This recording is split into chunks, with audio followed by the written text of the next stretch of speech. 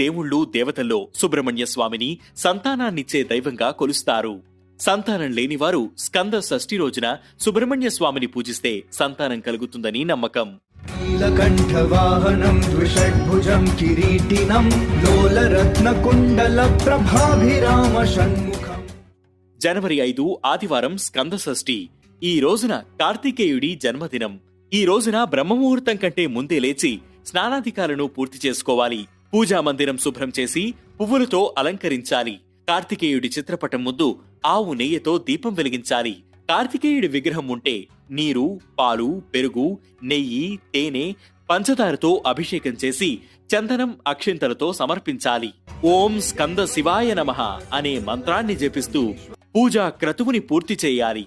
వీలైతే కార్తికేయ అష్టోత్తర నామాలు చదవాలి. పేదలు, సహాయం అవసరమైన వారికి నిత్యవసరాలను దానం చెయ్యాలి. సూర్యాస్తమయం తర్వాత ఆహారాన్ని తీసుకోవాలి. అప్పటి వరకు పాలు, పండ్లు తీసుకోవాలి. పూజా సమయంలో ఎవరితోనూ గొడవలు పెట్టుకోకూడదు. ఎవరిని తిట్టకూడదు. మరుసటి రోజున అంటే సోమవారం ఉదయం సూర్యుడికి అర్ఘ్యం సమర్పించాలి. ఇలా చేస్తే సంతాన భాగ్యం కలగడమే కాకుండా ఏ పని చేపట్టినా విజయం సాధిస్తారు. అనారోగ్య సమస్యలు తగ్గుతాయని పురాణాలు చెబుతున్నాయి.